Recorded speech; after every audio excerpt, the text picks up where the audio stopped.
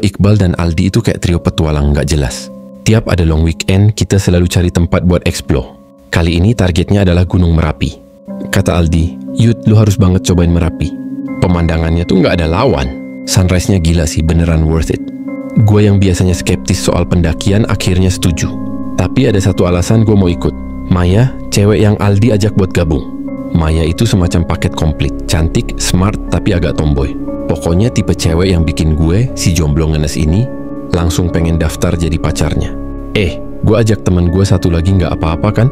Namanya Raka, kata Maya pas lagi briefing di base camp. Bebas aja, makin rame makin seru, jawab Iqbal sambil ngelipetin jaketnya ke tas. Raka muncul beberapa menit kemudian dan vibe-nya langsung beda. Cowok itu diem banget, ngomong seperlunya, tapi tatapan matanya kayak nyimpen sesuatu. Gue ngerasa ada yang aneh, tapi gue nggak ambil pusing. Pendakian dimulai sore hari. Matahari pelan-pelan turun, bikin langit berubah jadi oranye keunguan. Suasana mulai kerasa dingin, tapi semangat kita tetap panas. Jangan terlalu malam nyampe pos 2 ya, kata porter yang kita sewa buat bawain logistik. Hutan sini suka ada kabut tebel. Sering mas? Hantu gitu? Aldi ketawa santai. Porter itu cuma senyum tipis. Percaya nggak percaya mas? Sepanjang jalan ke pos 2, gue mulai ngerasa sesuatu yang nggak biasa. Suara gemerisik daun yang harusnya biasa aja tiba-tiba bikin gue merinding. Gue nengok ke belakang, dan gue lihat Raka jalan paling belakang sambil tatapannya kosong banget. Lu kenapa kah? Capek? Tanya gue. Dia cuma ngangguk dan ngeluarin botol minum, tapi nggak minum sama sekali. Gue mulai ngerasa nggak enak. Pas nyampe pos 2, kabut beneran turun. Tebal banget, sampai jarak pandang cuma beberapa meter.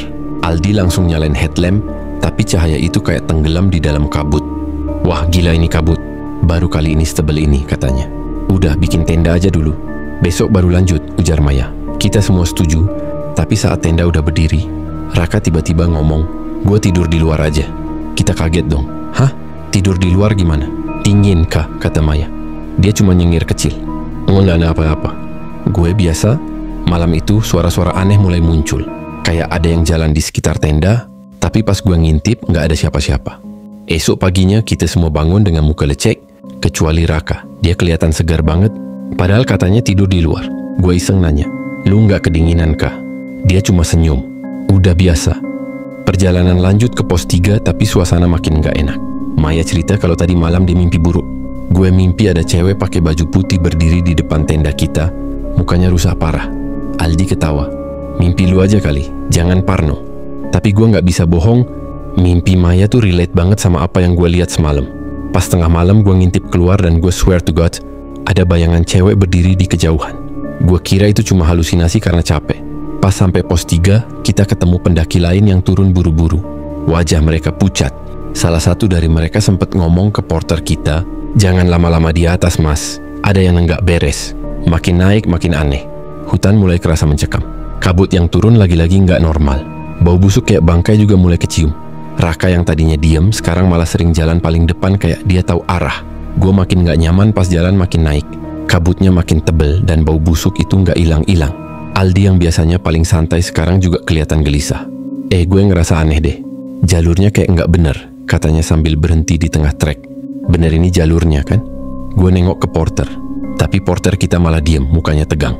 Ini jalur bener mas, tapi biasanya nggak begini, katanya pelan. Gue langsung merhatiin sekitar. Pohon-pohon di sini tinggi banget dan daunnya kayak nutupin langit. Cahaya matahari nyaris nggak bisa tembus. Angin dingin tiba-tiba berhembus kenceng dan suara bisikan kecil mulai kedengeran. Gue nengok ke belakang, ke arah Iqbal. "Lu denger nggak?" Tanya gue. Iqbal ngangguk, tapi dia nggak ngomong apa-apa. Bisikan itu makin jelas, kayak ada yang manggil-manggil nama kita satu-satu. Gue sumpah pengen balik, tapi Raka malah jalan terus kayak nggak ada apa-apa. "Kak, tunggu dulu. Lu yakin jalurnya bener?" Maya teriak dari belakang. Tapi Raka cuma ngangkat tangan tanpa nengok. Gue mulai curiga, tapi Aldi langsung nyamperin dia. "Bro, pelan dikit, jangan kepisah." Pas Aldi narik tangan Raka, gue lihat wajah Raka berubah. Matanya kosong banget dan ada senyum tipis yang bikin gue makin merinding. Tapi dia nggak ngomong apa-apa, cuma nunjuk ke depan. "Ikutin aja," katanya. Kita akhirnya sampai di area datar yang cukup luas. Tempat ini nggak ada di briefing sebelumnya. Harusnya di jalur ini nggak ada area buat ngecamp sebelum puncak, tapi sekarang ada satu tenda berdiri di sana. Warnanya putih pudar kayak udah lama banget ditinggal. Porter kita langsung berhenti. "Mas, kita nggak boleh di sini," katanya tegas. "Ini tempat yang dilarang." "Lah, kok ada tenda?" Tanya Aldi. Porter itu cuma geleng-geleng kepala. Udah, kita balik aja mas, serius. Tapi Raka malah jalan mendekat ke tenda itu. Gue, yang udah setengah panik, ngejar dia. Kak, jangan deket-deket. Tapi dia nggak peduli. Pas gue sampai di belakangnya, dia berdiri diam di depan tenda sambil ngeluarin sesuatu dari kantong jaketnya, semacam kalung kecil dengan liontin hitam. Maya akhirnya nyusul gue dan langsung narik tangan gue. Yud, gue nggak suka ini, kita harus balik.